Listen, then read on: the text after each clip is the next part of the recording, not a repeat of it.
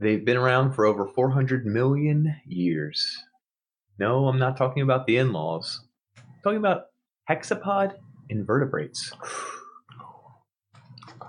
They seem unnatural. They seem creepy, crawly. They're not exactly our best friends.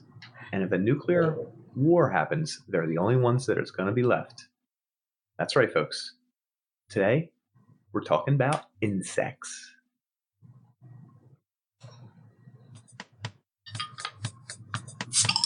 So I'm Dan. And I'm Nick, folks.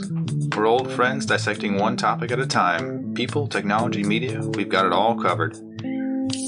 Each discussion here is a deep dive into our unique perspective. The taboo, forbidden subjects, they're all on the chopping block, baby. We don't pander to popular opinion. We might even get a little bit dirty. Warning, this podcast may contain mature language and sexual content, and is for infotainment purposes only. So join us. Have a good time. Open up your ear holes, because we're going to fondle your follicles.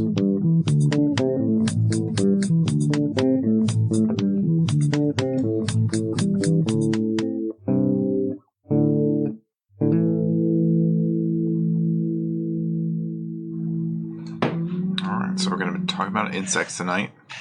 Nick's favorite topic of all of them is insects. Sorry. Insects. Yes. That's what I love. Yeah, so All about insects here.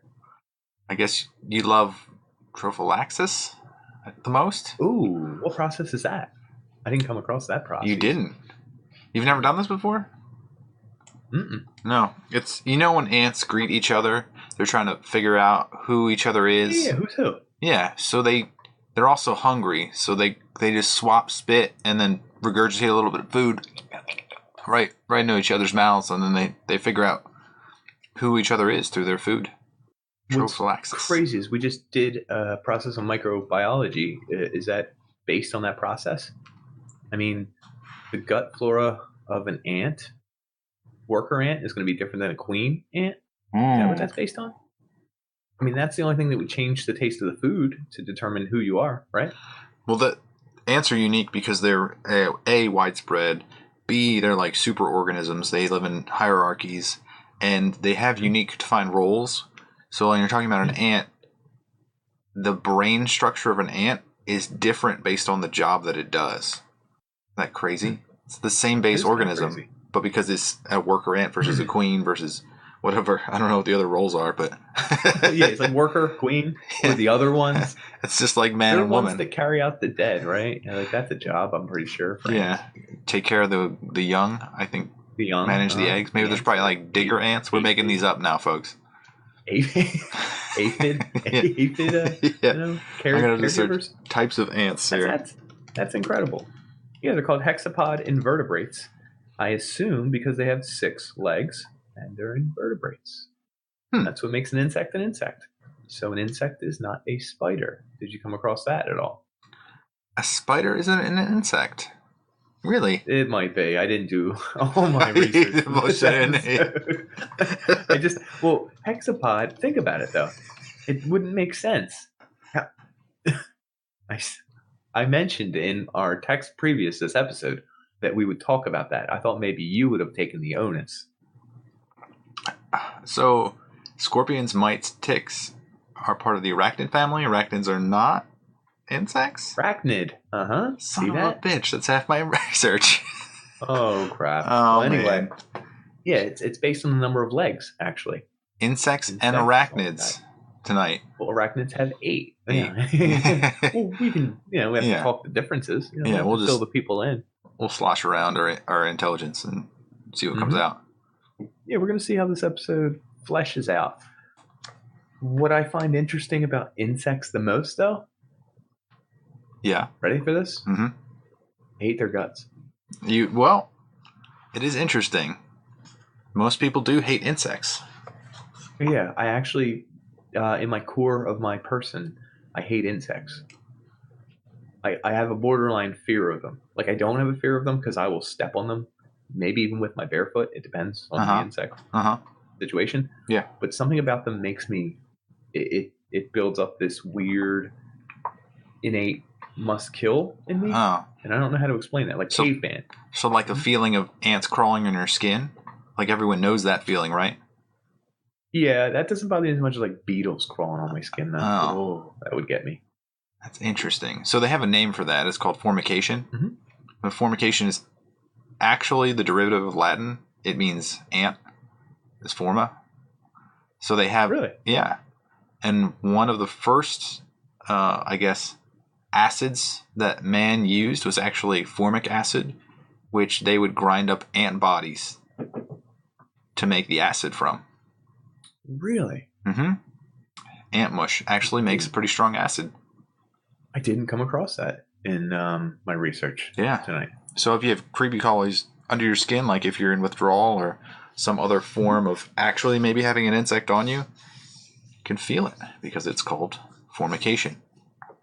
Crawling skin. What's weird is that feeling is interesting because it's too small. It's weird that we notice it when it's that small of a feeling. Mm-hmm. Is that built into our senses, kind of like we're attuned to it? Yeah, they also greater than we should be. They define formication as also like the like wind blowing on like a hair follicle, or like the like their phones when they vibrate. That's a form of formication because it like you can have the phantom I had a name feeling. for that actually. Oh, it's yeah? called false popularity. Where you're like, I thought it was cool. Like, you're like, nothing happened. You're like, what? No, my phone vibrated. No, and it's like, no, people you like just me. Imagined it. I'm getting retweets and likes, people. Yeah, I want to Damn feel you. them all. Mm-hmm. My phone was blowing up, by the way. I don't know what's. No, I do know what's going on. Is it me? It's me. No, well, it's an account we share. Oh, mm-hmm. I do try to pop that up as much as possible. By pop that up, I mean prop that up because I do all the work. Hmm? We got a lot of internet issues on our worst episode yet. Yeah. That's interesting. Good. Okay, good. That's all right. I like it. That's all right. It's good. We'll work It's through all right. it. It's not an arachnid, but it's okay. What I wanted to move into before all these things started popping up on my desktop was how What? I forget. You don't know. I did. You want to talk about flies or flies and insects? I do. I actually had them dated 300 million years ago. The beetle became very populous as a creature. From there, fly around 250 million years ago, and then moth and maybe caterpillar 150 million years ago. It's not actually that old. From what I figured, as I said in the intro, the oldest known insect was around 400 to 480 million years ago. Some kind of beetle, but not like the current day beetles we have now. The oldest insect fossil is the Devonian Ragnigatha. Yeah, that's him. Yeah, that's him. Fly. Wow, Ragnigatha. Hirsty. I don't know what that is, but it's fine. Good for him. It disappeared. That sucks because I had that page open. But okay, well, we have even less information than we had a few minutes ago, folks. It's one of those flying things. It's a classic thing if you're watching an intro to any cartoon dinosaur thing. It's that thing that flies around and then like an iguana like gets it. It's like almost like a dragonfly looking thing. Oh yeah, I know what you're talking about. Mm-hmm. Yeah. Huh? So that's the oldest insect. Who knew that those cartoons were historically accurate? Actually accurate. Yeah. I like it. Also, one of the weird things about since we're in like the Jurassic period, wow, is that guy. A shirt for every occasion. Yeah, I'm wearing a shirt and nice jeans again. This is literally 2 episodes in a row where I'm wearing nice jeans and an outside coat, like where I go to a restaurant. Luckily, he stole that from someone much long ago. Mucho long ago. This is probably much long ago. This is probably a way dated look at this point, but that's all right. I'm going to take it. But it was free. Mm-hmm. So, Kira. I don't know if this is accurate. I believe someone said that the oxygen levels in the Jurassic period were much higher. Yeah, they jumped. I believe up. I think up, right? You better not be wrong. Mm-hmm. I think they're up. Because... Which is why the size of the dinosaurs grew. Sure. I don't know about the dinosaurs. Well, makes it easier for them to... I guess, that would... everything could grow bigger because there was more fuel to ATP and all this other stuff going on. It's biology thing. I'll fill you in later. Yeah. Yeah, here's the first insect, the one you talked about, I think. Yeah, so the whole thing about increased oxygen. So a lot of insects don't have lungs, so there's no... Actually, I don't know if that's a definable thing, that they don't have lungs. I don't know if any of them have lungs. They have trachea. I should have done some research. Yeah, I should have. But they have saliva, that's for damn sure. So part of the size of the insect is directly proportional to its volume, because oxygen is actually penetrating the exoskeleton of the insect and allowing it to absorb oxygen. So when you increase the oxygen amount, like in the Jurassic period, bugs can become larger because oxygen can permeate further in. Right. Otherwise, there's probably a law for it: surface area versus amount of energy you can take in through your whatever. Yeah. Mm-hmm. Yeah. So that's creepy as fucking hell, because if there's ever an increased amount of oxygen, the largest insect known to man can get even larger.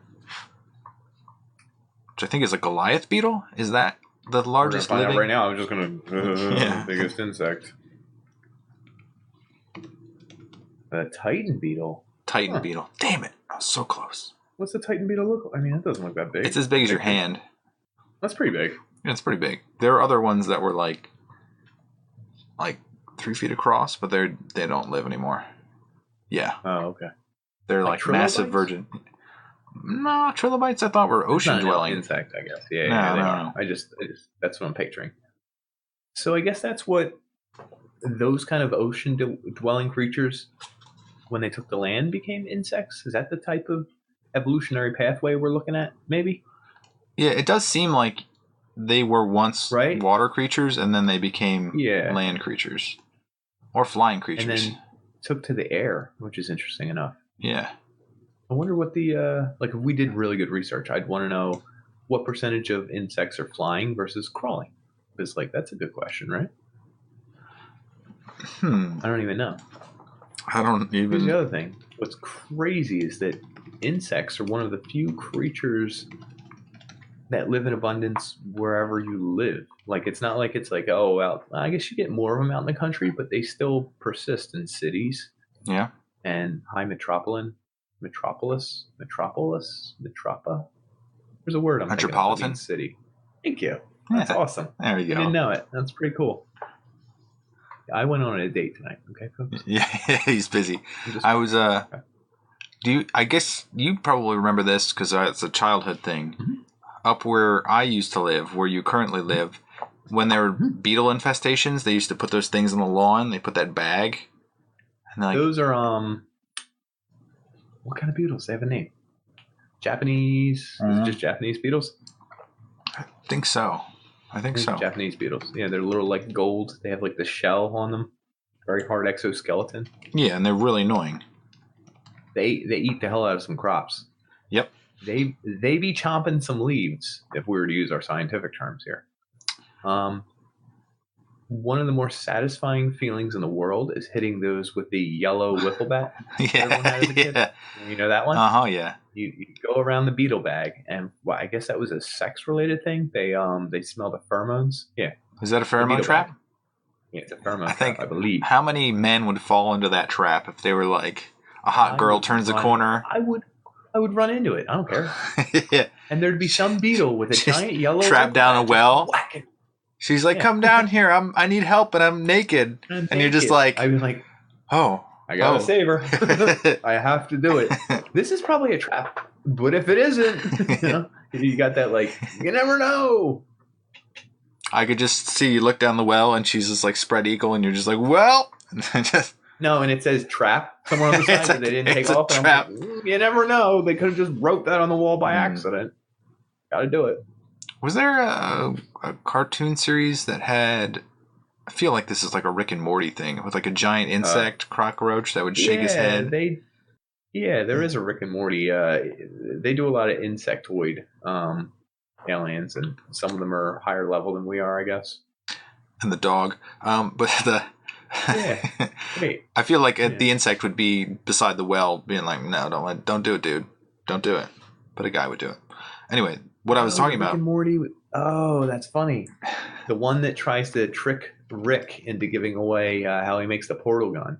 It's how one of the seasons opens. It's actually a really funny, one of my favorite episodes. And he's like, Rick, we're inside your mind right now. It's voiced by someone really famous. What I'm not going to do, in fact, it's probably the dude who, he's the writer in all the shows. It's like a crime detective show.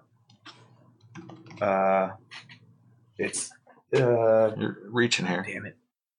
No, I know, but I know what I'm talking about. I need one more keyword to break through. Gromphomite? What's it? Gromphomite? Sampi? I don't know. I'm trying to think. There's a lot of I'm pictures just trying to of think of him. the guy's name. He does he's a writer and he works with a female cop who's like good at investigating crimes and he solves the SVU? murders.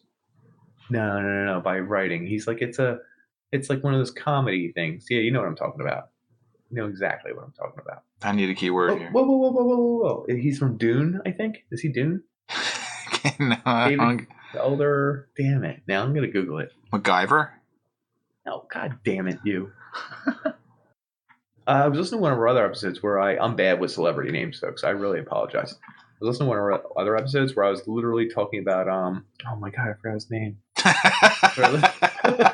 I listened to it and I was like, he's gonna host the Oscars, maybe? Well, I'll talk about my Beatles story. Go ahead, please talk about your Beatles story while I look this up. Like in the summers, all the Beatles would go into this pheromone Castle. trap. I didn't even Google it yet, but Nathan Fillion. What's his name? Nathan Fillion. Yeah, I think it's Nathan Fillion who does the voice. You should have just said Nathan Fillion. I didn't know that was his name. I couldn't remember it. It was Castle and Nathan Fillion. Huh. And if I got those two, I would have said he's the beetle who says, Rick, we're actually inside your brain. And he's like, oh, really? And he's like, I uploaded a virus 40 seconds ago. And he just demolishes the beetle. But the beetle people, I never feel bad for when anyone kills them. That's true. I don't like beetles. There's such an animosity there. You think it's like a genetic thing that over time, 100%, because there's no other reason why I feel this way. Well, they're the only thing that really gets in your house because they're small enough to crawl through cracks and stuff. Like you get a little mice earwig. I think mice are cute. I don't have any mice in my house. Ooh, I have a mouse story. It's not an insect, but you can say it. As long as he eats an insect at the end. So, 2 mice stories on Insect Day. We used to all have to eat dinner as a family, all 5 of us in my immediate family, at like 5:30 every day after school, work, everyone get home. Family dinner. Family time. We all have our own seat, you know what I mean? Mm-hmm. And there was the fan above us, and it would just go in the summer and then not in the winter. Makes sense. It would always tick or whatever. Tick, tick, tick, tick. And we're in the city. It wasn't a very expensive house. Like, that's just life. Whatever. This went on for like 5 years, 7 years. I don't know, 10 years. Who knows? When we were moving out of the house, we were cleaning things. We popcorned all the ceilings. That was the in-look at the time. We painted the wallpaper a different color. We did a lot. And when we were dusting or fixing the ceiling fan, we realized that a mouse had died in our ceiling. In the little rotor? Its tail was hanging down just far enough that the fan would hit it every time it went by. I thought that would like rot and fall off. I don't know. And got that far? I have no idea. I can't explain this. All I know is that we found a dead mouse up there and its tail was long enough to hit the fan and make a ticking sound. So, was this years or just for 1 year? This is like years. I would think it would fall off, but who knows? I can't explain it, but that was over our dinners, I guess. Number 2 mouse story. I saw a mouse at work one day, and I was standing on, it was like 4 feet away, and we would get mice in, everyone gets mice in a warehouse. They eat cardboard, for Christ's sake. Mm-hmm. And I was looking at it, and I said to one of the other guys at work, and I pointed to the mouse, and I said, I'm going to step on it. So it's sitting there minding its own business. And I lifted my leg like real big, like I was like a big shot.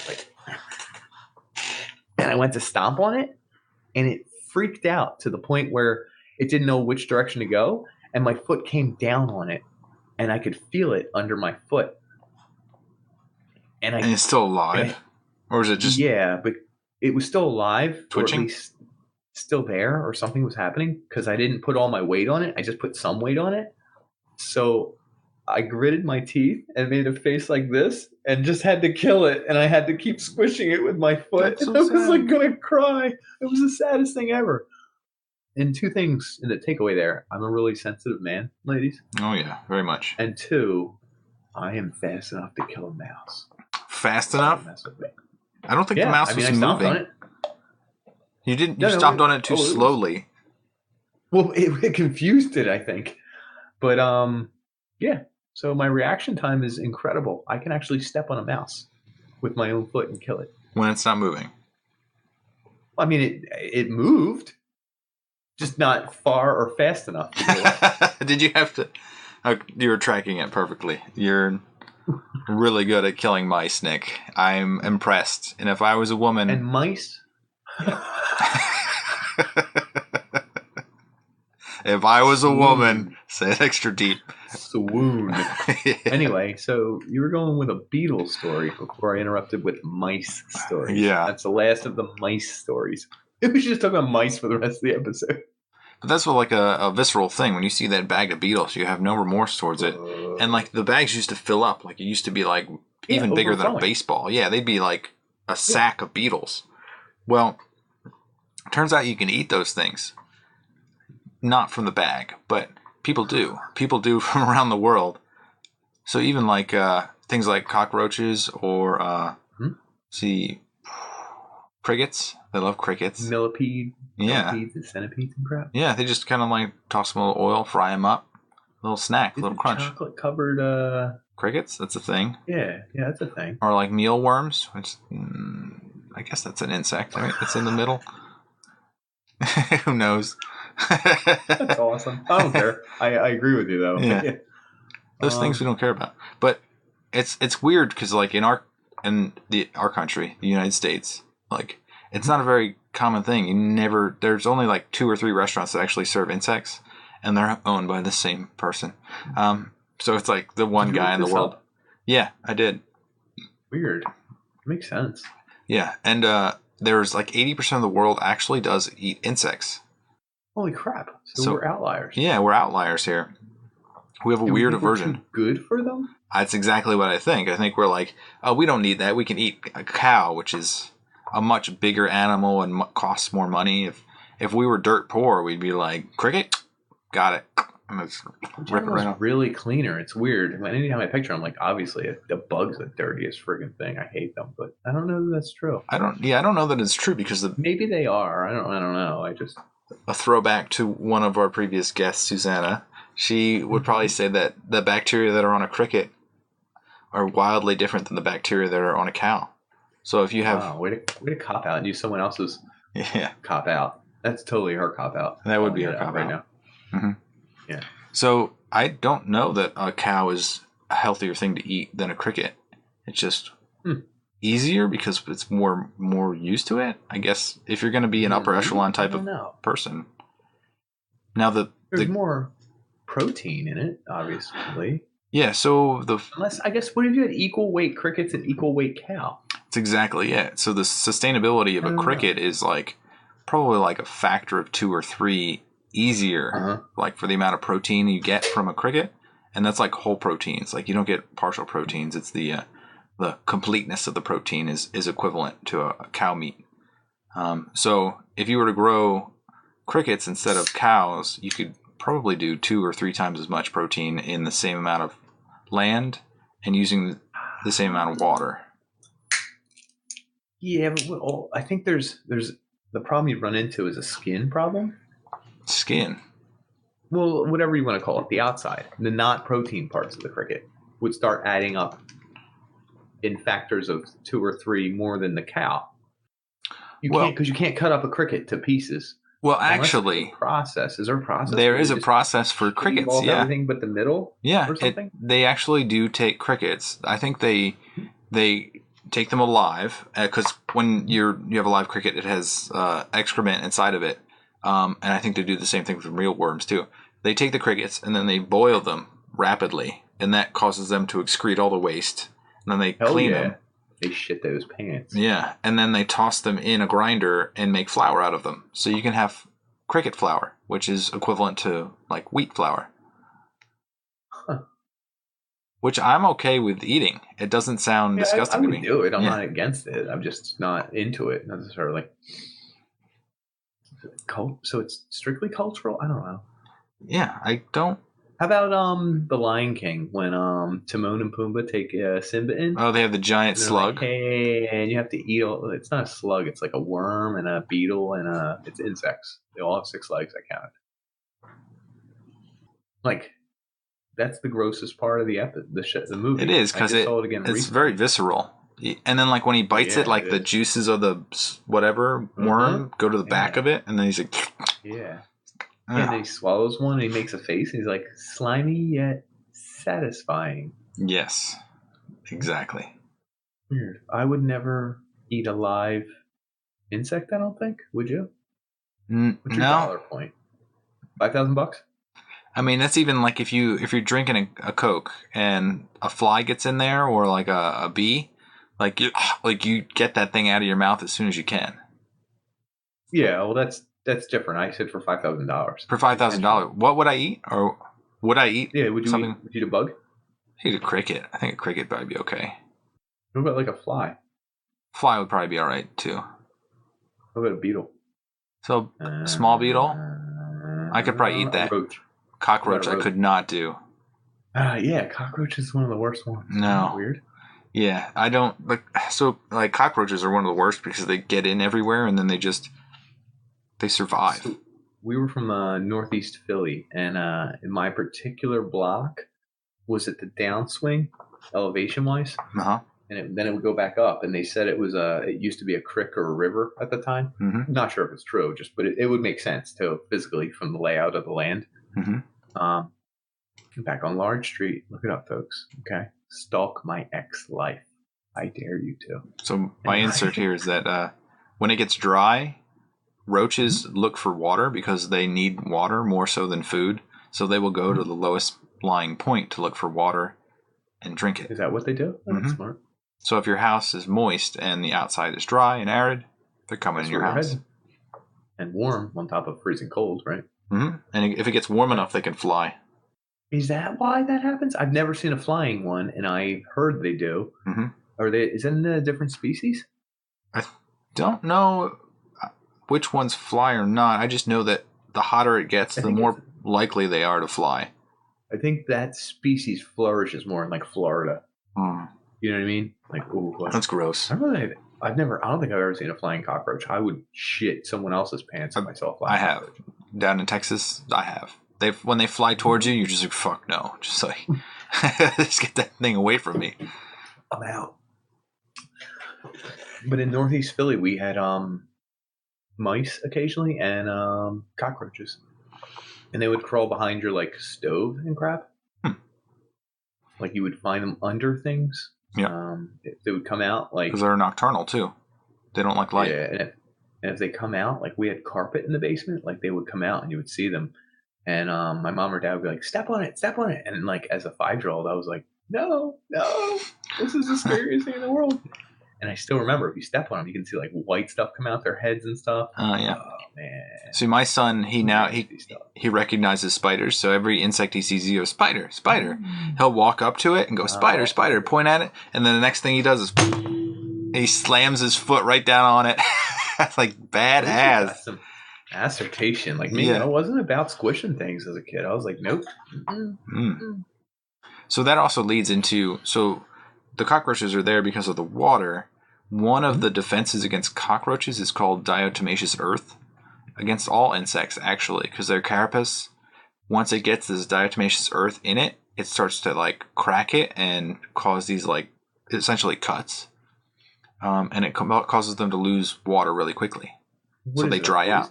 Diatomaceous earth, it's actually, I think, like old sea creatures, like shellfish, that have dried and formed rock. And then when you pull this rock out of the earth, it falls apart very easily into this white powder. Yeah, it's very brittle, crumbly. Yeah, so what do you do? Pour it at your... You sprinkle it around. It's completely food safe, too. They actually add it as like an anti-caking agent in certain foods. So And what, diatomaceous the earth. insect somehow picks it up and it gets into its system and then Yep. It gets all actually over their shell. body. If they get it, like say if you were an insect and you got it on your hands, like your hands would Hmm. start to be all like chapped and cracked. And then because the insect requires so much water, they would instantly lose the water that they were trying to recoup by drinking. So they wouldn't be able to survive if they were caked with this diatomaceous earth. So here's a cool thing. Because we're in the chemical business, Uh-huh. my family, we would get first dibs on different industrial chemicals. And one of the craziest ones, and I could still picture the smell, was it was called lightning or lightning o. No, it was lightning, and it was a insect killer. And Hmm. insect killers have the most ridiculous long list of chemicals involved. Like to the point where this was the best insect killer anyone's ever seen. You've done like the wasp spray, right? Where you hit them from like 10 feet away with a little like jet Yeah, of yeah, I love liquid. that. The reason I'm bringing up Lightning O or whoever it was, Mhm. there was an oil-based one and a water-based one, and I think the oil-based one was really good. Like it would, you would never see bugs in your house again. The problem is, within 5-10 years, the FCC shuts these people down because they're like, "Whoa, this is also not healthy for anyone else." Like, we realize now, y'all got cancer. yeah, like that's like essentially what they're doing. Do you know why they Another thing causes cancer is urinal pucks. Really? You're Yeah. not supposed to eat So those? what are they called? Oh my god, para. It's called para. Paraffin wax? It's para. It's para something else. Anyway, urinal block para.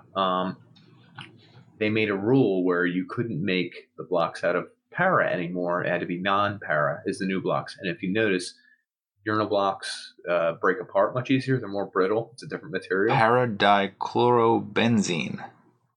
Sure, there you go. Sounds Anyway, now they switched to non-para and they kind of suck. You'll also notice that everyone switched to Z and wave screens and the like, all the knockoffs, because they're Yeah. impregnated with a fragrance, and they work great. They actually work better than the pucks anyway, so almost everyone's moved away. They also have the little needle points on them that face up towards you, so when you pee, the splash doesn't go as much. The good ones have needles on the bottom, so they're not quite in contact with the urinal. There's a little bit of room for the liquid to go underneath, so there's also no splash because they're impregnated with liquid. Usually there's little tabs on these bad boys. Tells you when they're ready to be pulled, when it's been 30 days, when it's time to throw those bad boys in the trash. So you get yourself a perfect urinal clean system, no cancer. Okay, folks? I feel like that's a guy in the biz. The engineer who designed that is now like, finally, someone appreciates me. Just me. Shout out. But the reason I brought up para and non-para is because no one's chewing on urinal blocks and getting cancer. All the workers who make this stuff and deal with it every day are in danger. Yeah. No one who sprays roach spray is probably eating it or putting it in their food or getting enough contact with it that it can actually cause cancer. But the people in these factories or people transporting it, they do. So that's why we change the laws for the reasons we do. It's like the radium girls. Just FYI. Yeah. The what girls? The radium girls who are marking the watches with the glow-in-the-dark radium.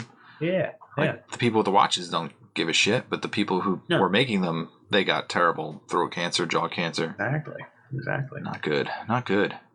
No, not good. And I forget why we got into it entirely, but I do know that insect killers are ridiculous in that diatomaceous earth. Yeah, diatomaceous earth sounds like a good one. Yeah, I actually like that one. Yeah, and it's not a chemical. Most of them are just super chemical. Yeah, that runoff. They end up in your streams, and then they end up back in your drinking water at some point. Yeah, I actually, when there was a flood here during Hurricane Harvey, I put down a line of diatomaceous earth because all the insects were starting to come into the house. So don't do that. It would hurt so much. And literally, if ants are like trying to crawl on top of it, they realize about an inch into the stuff that they're going to die really fast because they start rolling around and squirming, and they're just like... Ants too? Yeah. Any type of insect, because all the insects have a similar type of carapace skin. Awesome. Yeah. Cool. I didn't know that. Yeah. It's cool. I actually like ants. Do you know what I did as a kid? The black ants up north? No. Actually, well, okay. As a kid, Right after someone taught me how to magnifying glass ants, which is messed up. Yeah, Whatever. I've we all totally did done it a that. couple times. Yeah. Yeah, I don't care. I noticed I'd be bored on summer days, and I like sciencey stuff. You can find like a colony where they have those little ant. What are those called? The ant Mound? hills. Yeah, anthill or mound. The mound, an ant mound. Yeah. You can see from which one it is, and like the who's coming out and coming in. It's the little tiny black ants, like the real little guys, right? The real little ones. Those are great. They don't do anything to you. No, not at all. They don't bite. They don't do anything. They mind their own business or constantly work. Mm-hmm. If you would like hit a red ant and stun it enough, where like the big one, the big red ant, they're always on trees and stuff. Yeah, but I think the ants that are up north, that's probably not technically. I guess a red ant is different than a fire ant. Right. I don't think they were fire ants. I think they could bite you, but you wouldn't really feel it. They were stupid little whatever. No. You could stun it, and I would throw it on the anthill, and eventually, if enough black ants, little tiny ones, came in contact with this guy who was alive, they would send more troops out. Oh my god! They would beat him up. They would rip him apart or bring him into the hole, and I'd never see him again. So it was the most fascinating thing to me. I was like, "Holy shit!" Go ahead. So what you're talking about is quorum sensing. So usually that's like a bacteria type of thing, where if there's enough bacteria throwing off this signal that something's attacking them, then all the bacteria throw off this signal, what's up? And they start attacking it. So ants do the same thing, is that they throw off this quorum sensing, and once there's enough of them to realize that there's something wrong, they all start attacking. They have a hive mind. Yeah. It's crazy. Hive mind is wild. They talk about how they can group together if they're adrift in water. Yep, that happened during Hurricane Harvey too. Is that they form these like pads of ants and they're just floating on the river. Patterns, Some lady actually was on the bank, like a curve of one of the rivers, and it was dumping ants, like floating ants, onto her property. When the water receded, her property was just all ants. She was like, and they're all fire ants too. So when fire ants bite you, a single bite hurts a lot. And it makes like a little mosquito type of bump on you. So she was like, I got to get the hell out of here because these ants are going to rip me apart. And you can't defend against them unless you're like covered in diatomaceous earth. Someone can die from that, right? I know it was like an old-fashioned punishment, wasn't it? Where you'd stick them in the ground and cover them in honey until fire ants came. Was that just a wives' tale or a joke, or is that a thing? I want to get like facts on like how many ants.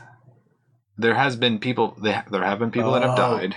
There are wild ass ants in Africa and stuff, and like South America, like in the jungles, that have mandibles that look like this, that are just serrated. It's like knives. Yeah, they have. Those things get big. Oh no! Those are the ones they use for sutures. I just got goosebumps. Check that out. Yeah, they use ants. So like when they get a cut, they have those ants that have the big enough pincers that when they pinch, they'd stay there. There's no way to really get them off. Yeah, they hold. Yeah, the bullhead ant. Mm-hmm. How did I know that? Yeah. How did I didn't do any research. I don't know that he's right, but I think I'm right. I don't know that he's right. Okay, no. I thought the bullet ant was the one that felt like a bullet when it hit you. Bullet ant. Bullet. I said bullhead. Bullet. I said bullhead. Well, anyway. Bullet is probably the one with the most painful sting known to man, right? That's bullet. I think so. I was saying bullhead for whatever reason. Maybe I'm. Well.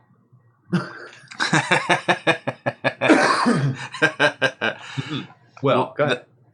Back then they used to use them as sutures because you could put that ant right up against your wound, make it so that it closes your wound, break it off. What? Yeah. And then the head would actually stay there. So it would be like a little suture, and they just use multiple ants to close it off. It's awesome stuff. It's crazy stuff. That's wild, actually. Is bullhead a kind of ant? I know bullet is the painful one. I realize that. Dolorous. It's a dolorous ant, I think that's what it's called. DOLYRUS. Sure, make up words. It's fine.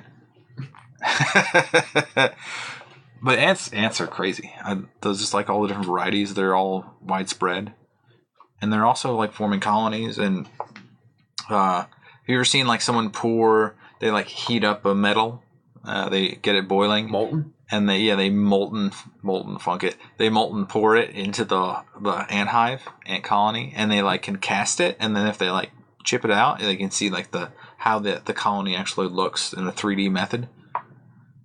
Just have a fucking ant farm, dude. I guess you could do that. I mean, clear signs. You don't see them anymore. I don't see them in like. I guess you could buy it on Amazon or something, but I'm not going to say ant farms on Pander's key code. Just type it in right there. 5% off of whatever ant farm you're going to pick. Bill us 5%. We'll get back to you. We'll see what we can do. I'll talk to our people. Whatever. Yeah. That is wild. That isn't a thing anymore, is it? No, I think wonder if it's because there's a lifespan problem, or like they don't act the way they should, or they die. Well, it's not PC. Let's trap an animal and just watch it, and then it's a fucking ant. Yeah, who gives a shit anyway? Yeah, right. Ants are people too. Here's my question: so ants do this? Do they have a queen in our ant farm, our ant glass, our ant whatever it's called? It must, right? I mean, I don't know if the worker ants just keep working if there's no queen. Do you think they just like don't know? They're just like keep working. Yeah, I think they have no idea. It's probably like they probably send you the shittiest ants. It's probably like one kind of ant that has no queen. It just keeps working. Like we should have done a whole episode on ant farms. Is that what they're called? I feel like I'm saying the wrong word. I don't think you're wrong. I think an ant. But isn't an ant farm what it is naturally? Or is an ant farm the one behind the glass, the panes of glass that you can see?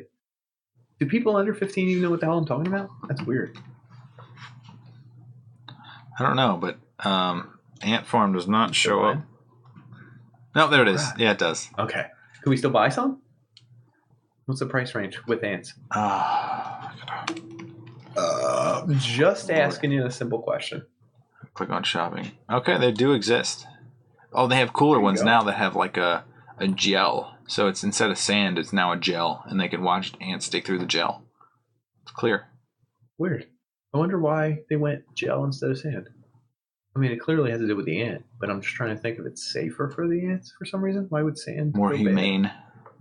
Yeah, but what's humane about moving a gel from left to right? Because the ants are like, whoa, this is awesome. They're like, this is groovy, man. It doesn't hurt their paws at the end of the day. Do ants even sleep? Yes. Yes, they do, but not in the sense that we understand sleep. It's probably the way dolphins sleep. You know how do dolphins sleep? Do you know? No, they only sleep in 8 minutes in any 12-hour period. Is it the same thing with sharks? Like sharks don't sleep; they just go into some nocturnal it's like a hibernation where they're still aware of things, but it's less active than awake. Semi-awake. Yeah, that's what dolphins do, because otherwise they die because they need to get air, oxygen. So they actually commonly go to the surface and do this. I said 8 minutes every 12 hours. That's not a bad life. No, that's. And they're constantly at work at Amazon? Yeah. They're trying to take over the world. Think about it. I mean, how much more productive are they than us? I just imagine myself stepping on the whole thing and then pouring ant killer. It's like thousands of them. Go to sleep now, babies. Yeah. That's really funny. Oh. It's really funny because, if you think of it, if they've been around for millions of years more than us, right? And they're way more productive. They work 20 hours a day. And they can lift 100 times their own body weight or whatever the other fact is. Yeah. And they're super organized and they're very intelligent and they use the hive mind and the collective. And they still make piles of dirt for a home? They suck. You took the wrong path in life, Ant. I mean, they're trying their darndest. They're really good at what they do. It's just, what did it equate to? What did they get out of it? Dirt hills around their homes? I don't know. A queen? We're trying to get away from the monarchy here in the United States. That's all I'm telling you. So there's more interesting stuff about zombie insects. Is it insects that do that? So there's Isn't it a plant? There's some fungi that does this too. Fungi, it's a fungi, yeah. But there are insects that. So I heard of one that it would lie in waiting for a bee or a wasp to come by, and it would insert itself into its abdomen, and then there were a male and female version. So the female would permanently stay in the abdomen until it gave birth and reproduced. and it would wait for the male to find the parasite inside of that wasp and then mate with it while it was inside. Isn't that crazy? How do they mate? Normally, I don't know how insects mate, but that I feel like you were going to say something. Either way. No, I'm sorry. What I will say is there's the fungi that takes over ants, I think. Mm-hmm. Slime balls? Turns them into zombies. Yeah. This is something straight out of like sci-fi. To my knowledge, how did it get in there? Did it posed off as a sugar or something, and the ant would start to ingest, and then as it gets into different parts of the insides of the ant, it grew. So it's made of like these stalks of celluloid, or it's a material that's stiff, but it's a very natural forming material, and it would branch out in certain parts of the ant that were important to movement. So it could branch out and take over like its arms and then like its head. So it would be like, it would look like the guy from Men in Black, Edgar, Mm-hmm. if I were to equate it. Sugar water. Yep. Thanks, I'll be taking that. He's the greatest actor of our generation, by the way. If you haven't seen Men in Black, pay special attention to Edgar. He does really general sweeping motions with his arms, knocks things off the table, says things like, I'll be taking that, and takes things. Thanks, I might need a snack for later. He takes her up the ladder. That is verbatim. It is verbatim, I'm telling you. Edgar is one of my favorite actors. But anyway, this fungus does this to these ants, and it literally like makes them move. And to me, that's beyond creepy. That's like the weirdest thing you could do. Yeah, there's a zombification of fish where like something would get in their brains and then it would change the serotonin levels. Yeah, it would change the serotonin levels to make them more energetic and jump out of the water. Because so that another animal would find it. Yeah. A bird? A bird would find it. And the whole goal of the parasite was that it would only reproduce inside of a bird's intestines. Oh, well, bird intestines. If you're going to make a home, that's the place to do it. You're going to grow up, you're going to turn in your 40s, you're going to realize you need a nice bird intestine home. Well, the only way to get it, folks, is to work from the bottom. Get inside a fish, make it jump a little bit, make it work a little bit. You're going to intern for a little while. Eventually, you're going to shoot right to the top. Once you get in those bird intestines, you find yourself a wife, you get a little, you have some babies, everyone's fine. Mm-hmm. That's like a goal. I actually think that's homey, if that makes sense. Yeah, I could see that. He's aspiring for a brand new bird intestine. Imagine if he comes back into the fish brain later at night. It's been like 3 weeks. She's like, honey, we're still in the fish. He's like, I'm jumping. It's just not working. It's been a bad year. This quarter, there aren't a lot of birds eating fish in this area. And she's like, I don't care about any of that. You have to show results or I'll leave you. And he's like, I'm really stressed right now. Just slap me. Just slap me a little bit. I need a little more serotonin. Smack me around. Those parasites got issues. Yes, it does. So we got one more zombification here of cockroaches. The female jewel wasp, she'll actually find a cockroach and infest it. She injects the toxin so it paralyzes it, and then it goes for the head. Oh yeah, I do know this one. Yeah, slowly consumes the cockroach alive as it reproduces. It's pretty crazy stuff. It's sci-fi. It is. And it's creepy. It makes your skin crawl a little bit.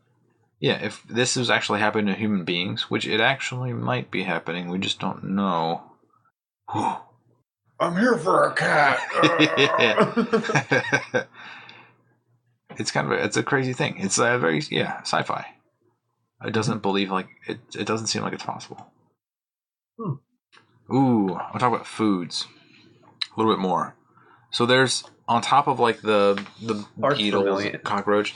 There's actually in East Africa, they have these flies that are all around, and they can't really do anything with them. So they catch them and like form them into a patty, and then press them together, and it's called a kunga cake. They make it like a burger. They fry it up, they cook it, and then they eat it. You serious, Clark? Yeah, they're called midges. These flies that they catch. They literally said that you can coat a pan in oil and just swinging it in the air and catch enough midges that you can form it into a nice patty and cook it and eat it like a burger. That sounds like an old wives' tale. This is a true thing. No, it tastes like caviar. They said. Around. No. The swinging a pan around, making enough for a burger. I don't know that you've ever been to East Africa, so you can't disprove me. Well played. Disprove me, regardless. scientist. I don't want this burger, but damn. Explorer David Livingstone tasted not unlike Livingston, caviar. I presume. Livingstone. Oh, different than Livingston, I presume. What's that joke? It was going on in cartoons. Yeah. So we were seeing Looney Tunes cartoons, which were made in the 30s or 50s. I don't know. But they were references to things going on within a 5-10 year span. So they're probably referencing things from the 1920s to 30s. And maybe it is the same guy. And the joke was Livingston, I presume. I don't even know what that means. I've heard that expression, that phrase, a million He's the only times. White guy in Africa, and then he's like... Oh, is that the joke? I don't know. Maybe it is. It could be the joke, because those cartoons are probably racist back then. Probably. Either way, I've heard the joke a million times, but I never knew what it meant. But to this day, if someone said Livingston, I presume, I'd laugh. I'd be like, ha, man, good one. Good one. Oh, you know your cartoons. It's in every cartoon. It's in every trope. He was presumed lost. That's what happened. Oh, so everyone. So if you were to find him, he would be presumed again, but living. Livingston. Presumed. Living. Interesting. Jokes. His name's Living. Huh. Let's talk about other foods. Casu marzu. Don't. It's a cheese. We actually talked about this on the food episode. So it's a delicacy in other countries that they make this cheese, and it's watery enough for a fly to drop larvae in there and then create maggots. Oh, so the maggots make the cheese very liquidy, and I would never eat that, but that's how they serve it, with the maggots inside. Do you have to wait till it's just going bad to make it? Yeah, it literally is called like rotten cheese. That's the casu marzu. Sardinian in nature origin. But you've probably eaten insects and you don't even know it. Don't even go parts per million in chocolate, please. Let me know. No, I mean that's there. That parts is certainly there. Yeah, you're allowed to have a certain parts per million chocolate, hot dogs, any food product really. Do you have any numbers? I do not actually, but I do know. So let's break it down in generalities then. So for anyone who doesn't know, the Food Drug Administration, is it the FDA? Yeah. When you're making a food, there are rules and regulations. You can't have X amount of dirty hands. You got to wash your hands after you go to the bathroom. And that's what the workers do. With the material itself, whether you're making chocolate, you're making hot dogs, you're making beef, there is actually a parts per million they allow for insects. It's built into the law. It said an average of 30 insect fragments in 3.5 ounces of peanut butter. That's a lot of fragments. I don't know if it's like one piece that was broken into 30 fragments, but that is a lot for peanut butter. I didn't think it was going to be that high a number. Yeah, I thought it was like a 1 per million or something. I thought it was going to be like a I want to say can or jar of peanut butter, but 3 ounces. 3 ounces, that's nothing. Yeah. So we're getting some insects in there. Yeah, but it's probably good for you. It's probably pureed and mixed in so much with everything else that you wouldn't even notice. It's not like it's like an insect leg sticking out of a peanut butter jar. Can you imagine? No, that's only one fragment though. So if it's whole, it's illegal. You need several dozen of ounces. Yes. To break that up. But yeah, it applies for like your favorite Hershey's chocolate. Same idea. So there's also another form of insects that they have this resin they secrete, which we call shellac, which is actually used for like wood. Like if you shellac wood, it's kind of like you have. I thought that was like paint. That's an insect thing. That's an insect thing. Yeah. So it's part of an insect. It actually keeps other insects off of it because it's made of dead insects. They're like, whoa, we don't want to touch that. So it seals the wood. I've never heard this. What? The lac bug. The lac bug is what actually makes the shellac. They squish it, and this is like what you get from it, or It's a resin that is secreted by the milk it? female lac bug. And then they milk it. You can milk anything with 6 legs. Can you milk me, Greg? It's just Yeah. Robert De Niro with 6 arms. He's like Goro. So this resin you can dissolve in alcohol, and that's what you get for shellac. But there's also food grade shellac. So they put shellac on different various foods to keep it looking like the shine or the sheen that you get on foods. So that is something that Chocolate? I don't know that chocolate has There it. are I know certain like chocolates that are shiny and hard that I like a shelled chocolate look. I'm gonna have to double check which ones. I'm just curious now. I'm like, whoa, what's shellacking me here? What's crack-a-lacking shellacking? I need to see what they use it on. I don't know that there's gonna be. Oh, quick searching. Oh, there you go. Like jelly beans. That's a perfect one. Like the shininess on the outside of a jelly bean. Yeah. That's made of the lac bug resin. So you're still eating it. Yeah. Weird. Most I mean, candies. I guess we discussed in the beginning you can eat it anyway, but that's bizarre. Yeah, it's weird that like if it comes in a different form that you don't understand, you're okay with eating it. It's the same with chicken nuggets. When chicken nuggets are like a paste of an animal that looks disgusting and made of all different parts, but you bread it and then cook it, it's like, oh, it's just breaded stuff. We don't know what's actually in there. Let's just eat it. So we didn't really talk about the disgusting diseases that insects carry. The number one killer in the world. Insects? Are they? I don't know. Do they have 6 legs? So that was one of the weird things is that like mosquitoes and fleas. I know fleas have 6 legs. Are you sure fleas don't have 8? I thought fleas were arachnid related. Oh, did I say that in the beginning? You did. I might have said that in the beginning. No, you did. You didn't mention them. Now we're all furiously. Yeah, we're trying. Oh my god, this is the best news I've ever heard in my life. Yeah. Oh my god, guys. So, this is an aside, and I know we do this a lot in the insect episode. In life, we always have things going on. It's like, did you turn on red, and now you have to go to court, fight that ticket? It's on you, buddy. When is that date? I don't know. It's like coming up soon. I'll remember before it happens. Oh, remember your car insurance lapsed, and then you had to do the thing, so now you have to call them to get $180 back? That's on you. Get there, And all these things happen in real life, and you have to cancel that one credit card and change your other credit card. You have to go to your son's play. He's the tree. Did you make the tree outfit yet? Like, there's all these little things in life that are like projects that could take weeks, and you have weeks to do them. You got to manage them, folks. Okay. I had a project I entirely forgot about where I bought my son his Christmas gift that costs like well over $100. They shipped me 2 of them by mistake. Oh no. Because Amazon is dumb as hell. But when it showed up to my house, I saw 2 of them and I said, I just needed one. They had one order number. She said, no, it's 2 order numbers. I said, can you just send one back? I refused it. She's like, yeah, that's no problem. For 7 straight days, I didn't sign anything. It just said both were delivered to my house, and that was that. And I was like, this isn't good. This isn't good. So I called Amazon. They said they hadn't heard from anyone. By our record, you have 2 of these items. You're being charged for 2. And I thought, this isn't good. This isn't good. So this week, I was like, I'm going to get behind it. I'm going to call the Postal Service. I'm going to call UPS, one of the other 8 carriers that moved it, and be like, listen, I returned it. I'm a good guy. I don't have it, clearly. Well, as of 2 days ago, Amazon said they hadn't heard anything of it, and I have 2 of them.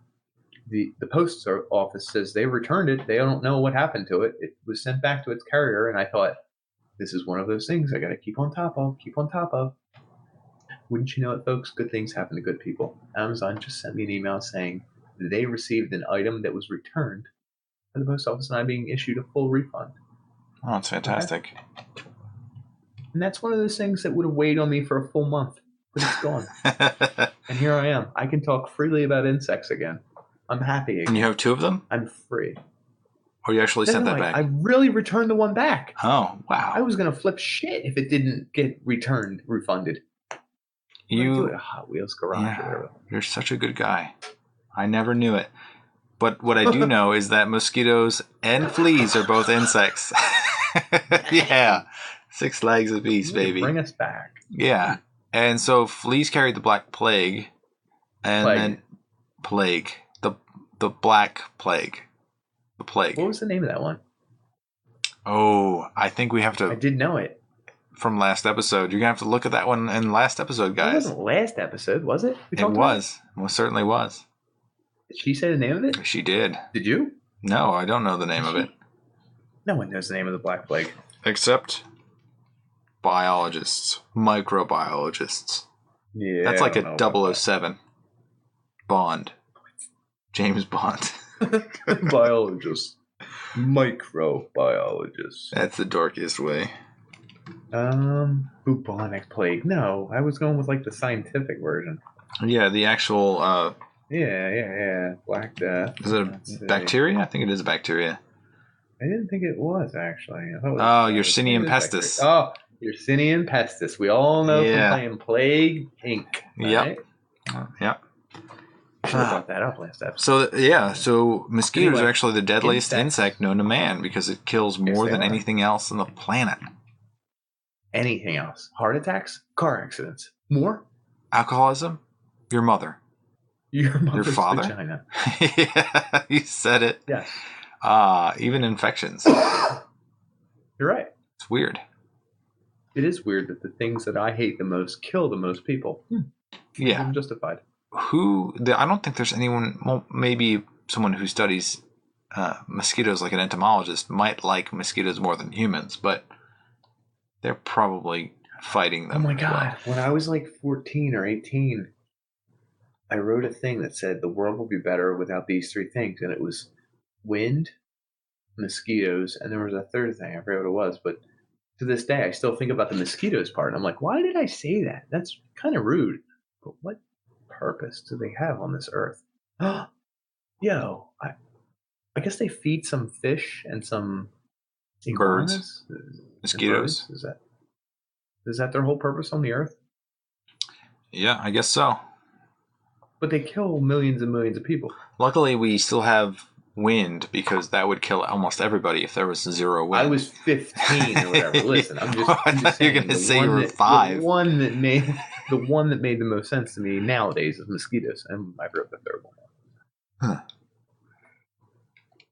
So we talked about fire ants. We didn't really talk about like other poisonous things. There are poisonous insects. Yeah, there's like silkworm moths, which are Lunomia. They're poisonous? Yeah, so there's a very brightly colored silkworm moth. The one that makes silk? I don't know that it actually makes silk. Oh, maybe that's a silkworm. Yeah, it might be a silkworm. The moth might be the deadly venomous version. Which one do you have? I'm keeping 7 in my house. Yeah. Oh my God. But literally, my room, I have to go. There's like swarms of them. So down here in Texas, they are everywhere when they actually come. I haven't seen them for the past few years, but they always used to be like things. Yeah, they used to like cover different plants in your car, and they say not to touch them because they have little. I think they're called like barbs. Yeah, they have little barbs. I can't say it because I'm drunk. Articulating hairs. Yes, I said it. So they're actually like they're barbs, that stick into your body, and they have a little venom and poison to them. So they say now don't touch the brightly colored caterpillars because they're actually deadly, which is really off-putting. For other types of caterpillars, I'm pretty sure they hate the other kind. That damn Lunomia. Ugh. Oh. Yeah, you hear me Googling, I see the light. Yeah. End of the tunnel. I found the coolest caterpillar one time, and I thought it was called Luna moth. So I'll talk about the different... Huh? So we talked about flies. We didn't really talk about gadflies or botflies. Which ones? So botflies actually burrow into living flesh in order to reproduce. So if you ever looked on YouTube and search for botfly or gadfly, you will see people... bodies or something? No, not dead bodies. Living people. Live bodies? Yeah. You can see them pulling these botflies out of their skin. No offense, I'm gonna fuck up every yeah. Botfly? Get out of here.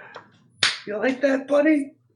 It is really disturbing to think because they're big. They're like bigger than a pimple. It's like it looks like a pimple to start, and then it's like when they finally finish pulling it out, it's like a pistachio or something, marble sized. Like it's big. It's really disgusting. Like marble countertop? Huh? Marble and granite? Who sells that? I don't know. Go to Nick at Marble and Granite store. Not Generic. for long. Yeah, not for long. So I'd like to talk to you about some names after the podcast. Yeah. Anyway, so that's one of the plagues, right? And there are like 7 plagues that biblical. Yeah. So there's what there's like a bacteria that hits the water, which causes the fish to die, which makes the frogs go up into water supplies, makes flies, which is not these flies, but there's flies in general, and then. At some point, there's locusts, and we didn't talk about locusts at all. We talked about crickets. Oh, dude. Locusts? You ever see the swarms? Slow-mo they look Discovery like Channel? They look like a haboob. Yeah, because there's so many of them. Yep. From a previous episode, also known as a sand or wind and sandstorm. Isn't that a katabatic process? Holy crap. Did you just listen to this episode? I just listened to it like a week ago, and that's why I know what you're talking about. Yeah. Pulled that out of the air. It was also your facts that you're harping on, so maybe. I'm going to say it's right regardless because it makes me sound intelligent. No, I'm saying you were right, I think, but locusts are friggin' nuts. Yeah, it's crazy that they could, if there was like an imbalance of them and they were sweeping the country, we would always an imbalance. Yeah, there would be a huge problem if they were just devouring crops. I don't know that I have any statistics on how much they can eat. Neither do I, but I'm going to do something. You Google, and I'm going to Google, and we're going to come up with a number that's going to astound people. A locust can eat its weight in plants each day, so a swarm could eat 423 million pounds of plants every day. In 1875, the largest local swarm in history was recorded over the Midwest. It took up 198,000 square miles. What? For reference, California covers 163,000 square miles. So it was larger than California? Is that what you just said? Much, much larger. In 1875, the swarm was estimated to contain several trillion locusts and probably weighed several million tons. They can eat. So what happens with the locust swarm is they form swarms that form up with bigger swarms, and they form up with bigger swarms. So you have all one big swarm, and their entire appetite, senses, and everything go towards fresh grass. So they smell wherever the freshest, newest flora is, which is usually upwind. They're going downwind? No, downwind. Downwind. So they're going across the wind. Yeah, huh. They know which way they're going to go. And dude, it's just wild. Like, you can eat millions of them and not put a dent in their numbers.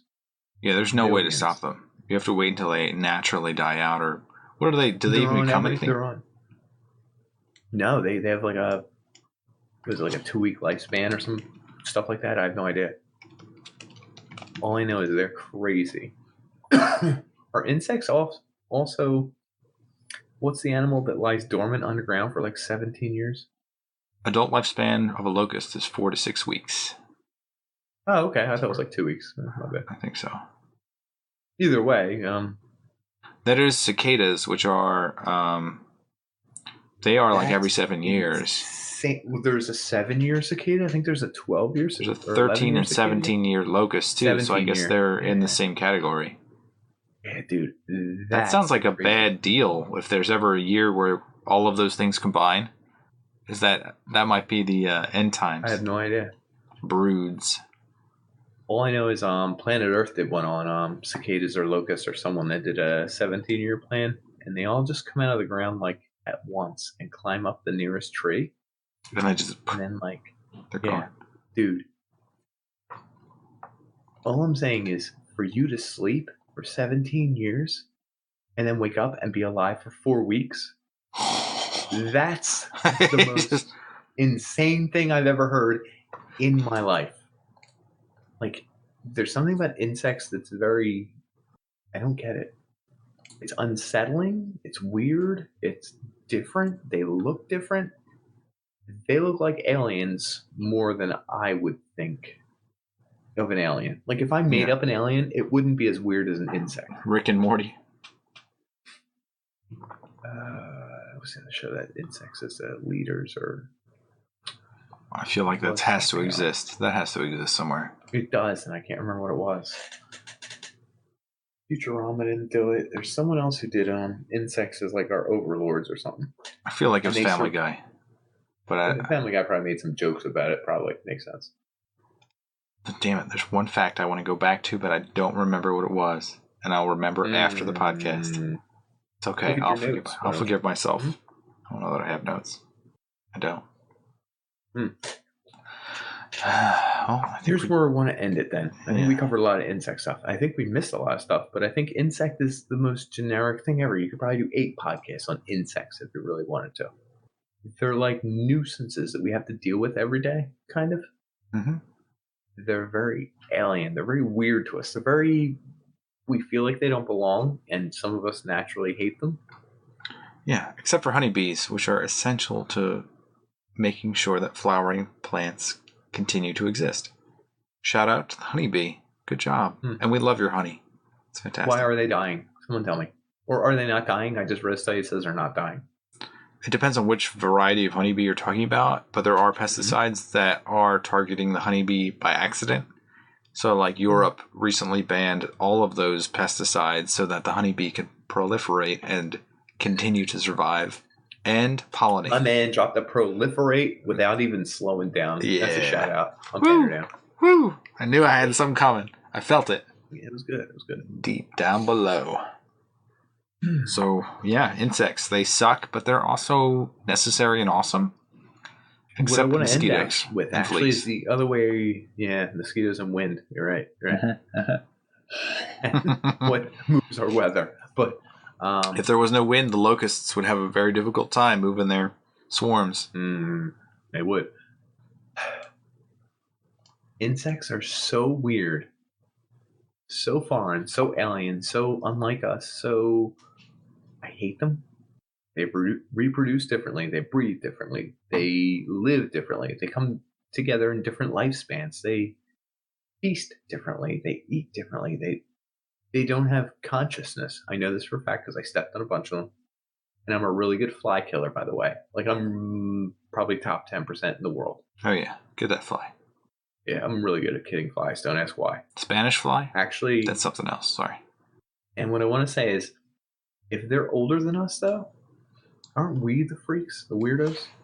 And they say cockroaches are going to outlive a nuclear blast, so we won't. So aren't we the weirdos, kind of?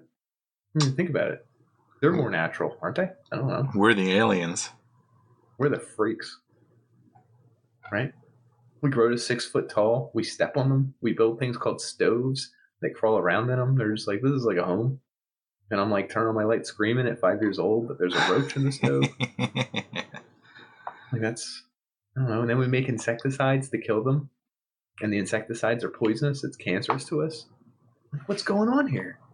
The humans are such freaks. I'm like, no, buddy, you're a cockroach. I don't know. Splat. The bottom line is we can step on all of them, right? Yeah. It kind of is. But there's a hive mind and a quorum sensing, and they can take over. I think that they could take over our homes if they were smart enough to realize it. I heard a fact that said there's more insect weight than human weight on the Earth. Oh. This is dozens of years ago, so if I'm right, say a prayer for me. If I'm wrong, I'm claiming all responsibility. Nope, not mine. What you got? Am I right? I just have a ratio of insects to humans is 200 million to 1. Doesn't say What's about the weight ratio, do you think? It's not 2 million to 1. It might be. Oh, if you give me one more second. I will give you a dozen seconds. Oh, this article is full of Yeah, numbers. They don't. love numbers. They're trying to. Humanity. So, approximately how much humanity is outweighed by all those critters? So, they did a rough estimate, and the answer is that they keep talking in this article and are stretching it out. The response is, and we're gonna say the Globe and Mail is a piece of shit website, is what we're gonna say. And yeah, that is that's not good. I'm just gonna say yes. 70 times that of its human population. The weight of the world's insect population is about 70 times of its human population. I'm gonna say that again. 70 times. So the Globe and Mail is a fantastic website that gives us the information. That's a shit ton. If you like bugs, fuck you. You're weird. You're weird, all you entomologists. Like I don't like looking at them. I don't like kissing them. I don't like giving them a little kissy goodnight. I don't like finger touching them. I don't like hugging them. I don't like bringing them into my home, putting them on my bed. I don't like bugs. If I see them on the ground, guess what I'm going to do to them? Especially in my home. Don't. Cry like a baby. And cry afterwards. But we know what we do like. What do we like? You. Folks, we like you. We like you. A lot. Thanks for tuning in. Thanks for enjoying insects tonight. Have a good one. Insects. Insects. Sex.